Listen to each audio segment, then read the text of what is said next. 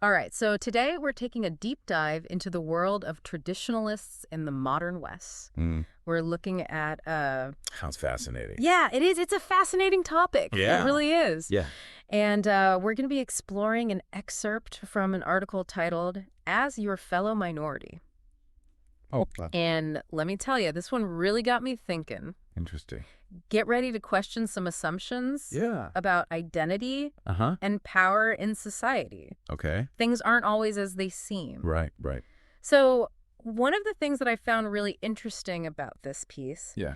is that it flips the script Mm-hmm. on how we typically think about minority status. Oh, okay. So, we're not just talking about, Uh, traditional minorities, Okay. but rather a group that feels increasingly marginalized Interesting. within a changing culture. Yeah, I see what you're saying. It's like they're saying, hey, Mm. we might be the majority on paper, Uh-huh. but we're feeling the squeeze Right. of a culture that doesn't reflect our values. Exactly. Yeah. Yeah. And that's something that the author really hits hard right from the start, Oh, yeah. that traditionalists are becoming a minority, especially in the Western world. At first, Mm. that might seem a little counterintuitive, Yeah. but what they're talking about Well, isn't just numbers. Yeah, they're making a distinction Exactly. between, being a numerical majority Mhm. and actually having cultural or ideological influence. I think that's a really important distinction. Absolutely. And it's one that I think we often overlook. Yeah. So how does this idea of a cultural minority Mm-hmm. actually play out? Like, what does it feel like Uh-huh. for someone who identifies as a traditionalist? Well, the picture that the author paints Yeah. is one of feeling like their voice isn't being heard. Mm-hmm. Like their concerns aren't really taken seriously. Yeah. And that their values are constantly under attack. It must be incredibly frustrating It is, yeah. to feel like you're being Yeah. pushed to the margins of society, Uh-huh. even if you're not numerically a minority. Absolutely. Yeah. And the author, to illustrate this point, Yeah. draws this really interesting parallel to the history of colonialism in Africa. Okay. How does Africa fit into this? Well, the author points out that even though Europeans never became a numerical majority Right. in many African nations, Mm-hmm. they were still able to exert significant cultural and political control. Think about the language, the education systems, Yeah, the legal frameworks. Mhm. They were all heavily influenced by the colonizers. Right. So they're using this historical example to Yeah. suggest that traditionalists, even if still a numerical majority, Mm-hmm. could find themselves in a similar position where they're culturally and ideologically sidelined. Precisely. Yeah. Yeah, it really challenges our assumptions about power Yeah. and how it operates in society. Because you don't always need the numbers to Look, be in control. Exactly. This is really making me reconsider my own understanding of minority status. Mm-hmm. It's clearly a much more nuanced concept It is. than just who has the bigger slice of the pie chart, so to speak. Absolutely. And it's important to remember Yeah. that the author is writing from a very specific vantage point. Okay. They identify as a white Mm-hmm. Christian traditionalist male. And they don't shy away from that at all. No, not at all. In fact, they explicitly acknowledge Mhm. that their position within what they call the privilege hierarchy Yeah. shapes their perspectives. Right. Like they're saying, I know where I stand, Uh-huh. and I know this influences how I see the world. Exactly. And that self-awareness is crucial Yeah, for understanding their argument. absolutely. They're not claiming to be a victim, Right. but they are pointing out that their perspective Yeah, might be different from someone who doesn't share their background. that's fair. Yeah. And it's a good reminder that we all see the world through the lens of our own experiences. Absolutely. And those experiences are shaped by a whole host of factors, Right. including our race, our religion, Hmm? our gender, our socioeconomic status. And all of that influences how we interpret information, Absolutely. how we interact with others, Yes. and even how we understand these really fundamental concepts like power and privilege. Okay, so we've established Mhm. that the author sees traditionalists as Yeah. this shrinking cultural force Mm-hmm. in the West. Right. And we've explored Yeah. how their personal identity might shape their perspective Mm-hmm. on this issue. Okay. But what specific cultural shifts are Mm. they reacting to? Uh-huh. What do they see as the biggest threats to their values? Well, one of the core arguments that they make Yeah. is that the left, as they call it, Mm-hmm. has become increasingly hostile towards traditional values. All right. They feel like they're constantly under attack. Mm-hmm. They're ridiculed for their beliefs Yeah. and excluded from the mainstream. Can you give us some specific examples Sure. of what they're talking about? Like, Yeah. what values do they see as being under threat? They point to things like Mm-hmm. the changing nature of family structures, Okay. the growing acceptance of LGBTQ plus rights, Uh-huh. the increasing secularization of society. It sounds like they're struggling to reconcile their deeply held beliefs Mm-hmm. with a rapidly changing world Right. that feels increasingly at odds with those beliefs. Yeah. And they express this concern Yeah. that the left can't separate a person's beliefs Mm-hmm. from their humanity, Okay. which leads them to believe that traditionalists are often kind of Yeah. demonized and painted as bigots Right. just simply for holding certain views. So if traditionalists feel like they're facing this level of hostility, how do they respond? Hmm. What strategies do they propose Right. for dealing with this perceived cultural shift? Well, that's where things get really interesting Okay. because the author rejects Uh-huh. what they see as the go-to strategies for other minority groups. Okay. They specifically rule out violence. Whoa, hold on a second. Yeah, That seems pretty significant. it is. Why would they reject a tactic Right. that they acknowledge has been effective Uh-huh. for other marginalized groups? I think it comes down to a fundamental difference Okay. in their worldview. Mm-hmm. The author believes in playing by the rules. Uh-huh. Even if they think the system is rigged against them, Okay. they see violence as morally reprehensible Yeah. and ultimately counterproductive. So it's not just about winning. Right. It's about winning in a way Mm-hmm. that aligns with their moral code. Exactly. Yeah. Yeah. They're deeply committed to these democratic processes. Yeah. Even if they believe those processes are flawed or ineffective, they have faith that ultimately truth and righteousness will prevail. So they see themselves as upholding a higher moral standard, Mm-hmm. even in the face of adversity. Exactly. And this leads to, I think, the author's most provocative suggestion, Okay. which is creating these separate, Mm-hmm. self-sufficient communities. All right. So essentially opting out Yeah. of the mainstream culture Right. they see as increasingly hostile. Exactly. It's a radical proposal. Yeah, it is. No doubt about it. It raises a lot of questions. A lot of questions. Like, how realistic is this Right. cultural opt-out? Yeah. Are we talking about full-on separatist movements Uh-huh. or something more nuanced? Yeah, I think that's a great question, and it's something that we're going to explore Yeah, we'll have to dig into that in much more and detail. unpack what it might mean Yeah, for traditionalists Ah. and for the broader society. absolutely. But we'll have to save that Okay. for the next part of our deep dive.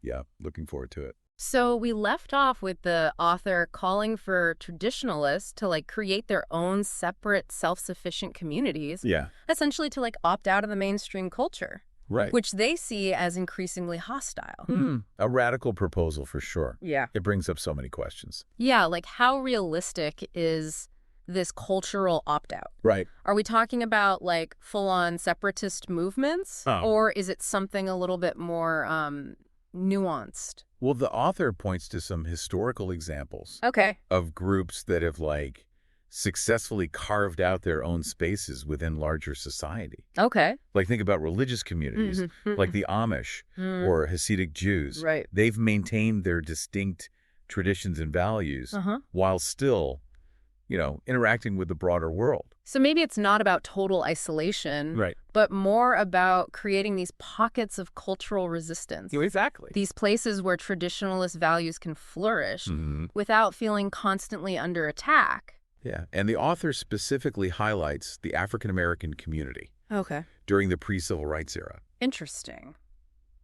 As a model for this kind of resilience, Mm-hmm. that's an interesting comparison. Yeah. How do they connect those two groups? Well, the author argues that Black Americans during that time Uh-huh. faced just immense discrimination and hostility. Right.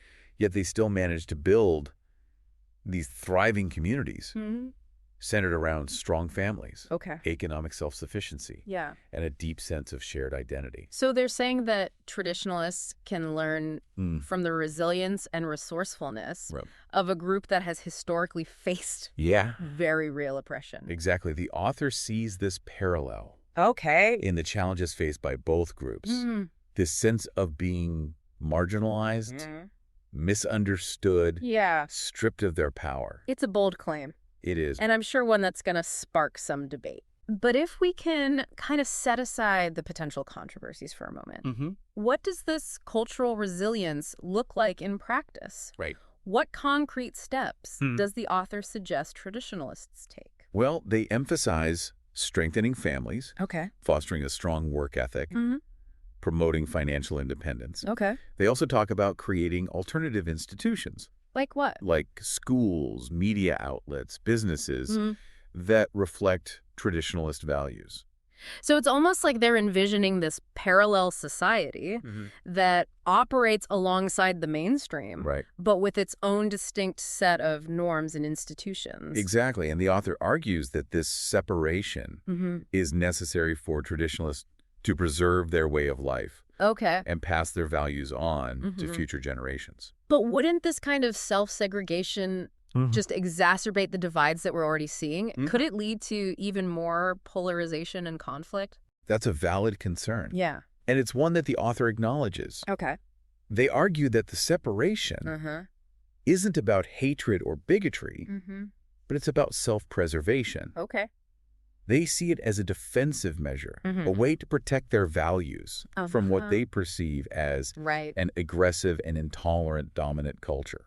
So it's like they're saying, we don't hate you, Right. but we need to create our own space to safeguard what's important to us. Exactly. They believe that by strengthening their internal bonds Yeah. and focusing on their own communities, Mm-hmm. traditionalists can weather the storm Mm-hmm. of cultural change Okay. and emerge stronger on the other side. But let's be real. Yeah. This approach has its limitations. Mm-hmm. We live in a world that's increasingly interconnected. Right. Can traditionalists truly isolate themselves from the influences of the broader culture?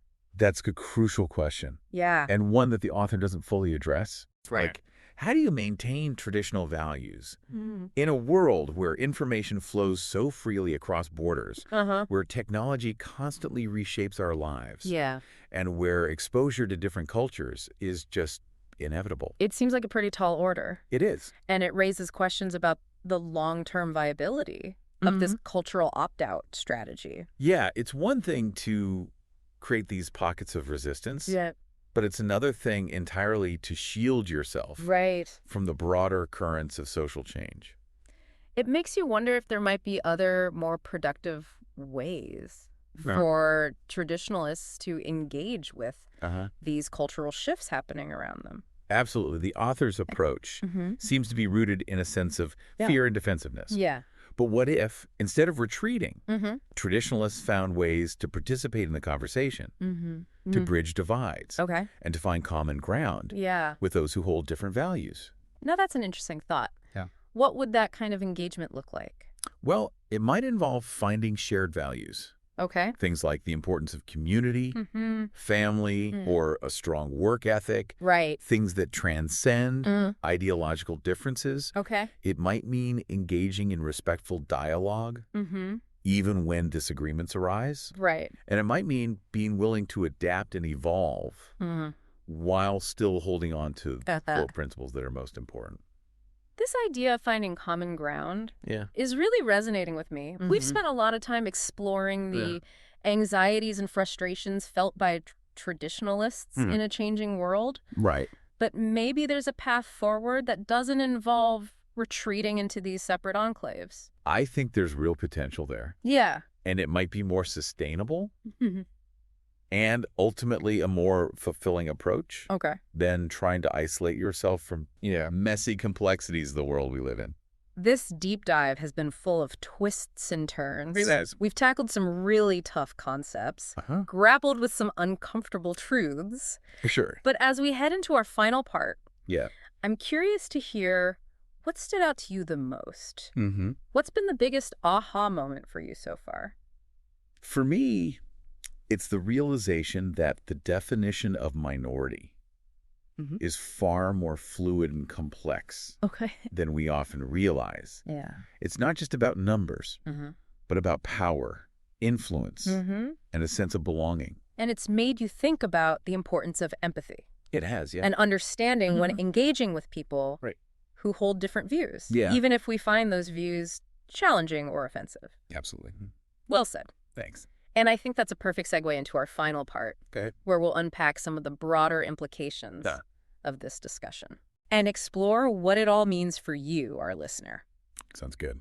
All right, so welcome back to the final part of our deep dive into the world of traditionalists in the modern West. Yeah, we've explored. We've explored their anxiety. Yeah, and their frustrations and Right. proposed strategies for navigating a culture that they see as Yeah. increasingly hostile Right, to yeah. their values. And it's a perspective that might be unfamiliar to many, Mm-hmm. but I think it offers valuable insights Oh, for absolutely. all of us, regardless of where we stand Right. politically or culturally. Yeah, because at the heart of it, Uh-huh. this discussion is about how we deal with change. Mm-hmm. And especially when that change Yeah. feels threatening Right. to our deeply held beliefs and values. Yeah, and let's be honest. Yeah. None of us are immune to that. Right. We all have things that are sacred to us, Mhm. beliefs that shape our identity and give meaning to our lives.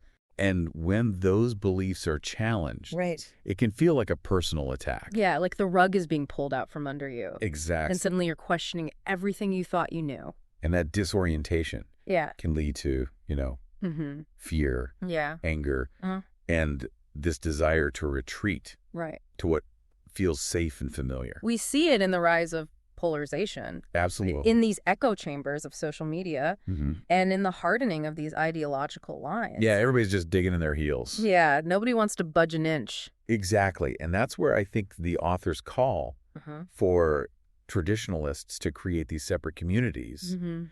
becomes really interesting and Yeah. potentially problematic. Right. Yeah. Because while it might offer like a temporary sense of security, Mm-hmm. it also risks deepening the divides Right. that are already tearing society apart. So is there a way That's the question. for traditionalists to preserve their values? Mm-hmm. Without isolating themselves Right. from the broader culture. That's the million-dollar question. Yeah. And I don't pretend to have all the answers, Okay. but I think there are some potential pathways forward Mm-hmm. that the author doesn't fully explore. Okay. I'm all ears. What are some alternative strategies that Yeah. traditionalists could consider? Instead of retreating, Mm-hmm. they could focus on building bridges Yeah. with those who hold different views. Okay. This might involve finding common ground on issues Mhm. like the importance of family or community. So it's not about abandoning their values. Right. What about framing them Mm-hmm. in a way that resonates with the Yeah. broader audience? And it also means being willing Okay. to engage in respectful dialogue, Yeah. even when disagreements arise.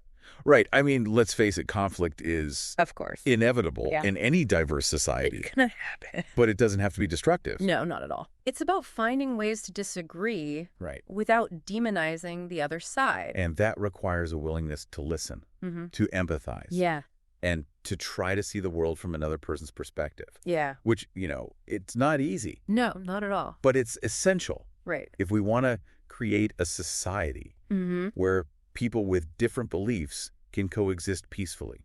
I think what you're saying is Yeah. that we need to move beyond this us versus them mentality Absolutely. that has taken hold in so many aspects of our culture. It's pervasive. Because at the end of the day, Yeah. we're all in this together. We are. We share this planet. Uh-huh. We breathe the same air. Mm-hmm. We face many of the same challenges. And those challenges Yeah. are way too complex for any one group Right. to solve on their own. We need each other's perspectives. We do. We need each other's experiences. We Yeah. need each other's wisdom. I think that's why it's so important to create. Spaces where open and honest dialogue can occur, Mm-hmm. where different voices can be heard, Right. and where we can learn from one another. This whole conversation has been a real eye-opener for me. Mm-hmm. It's made me question my own assumptions Yeah. about minority status, Uh, about cultural change, Right. about the ways we interact with those who hold different beliefs. And I think that's the power of a deep dive like this. Absolutely. It pushes us to think critically, Mm-hmm. to challenge our own perspective, Yeah. and to embrace the complexities of the world around us. It's a good reminder It is. that there's always more to learn, Mm-hmm. always more to understand, Right. always more ways to connect with each other. And that's a pretty hopeful thought. It is. It is. Yeah, don't you think? I absolutely agree. So as we wrap up this deep dive, Yeah. I want to leave you, our listener, with this final thought. Okay. The world is changing, Mm-hmm. and that change can feel scary. But it also presents an opportunity for For growth, for connection, and for building a more inclusive and compassionate society. I like that. So don't be afraid to engage in those difficult conversations, Yeah. to listen with an open heart, and to seek common ground Absolutely. with those who see the world differently than you do. That's where the real magic happens. That's where the magic happens. Thanks for joining us on this Yeah. deep dive exploration. Thanks for having me.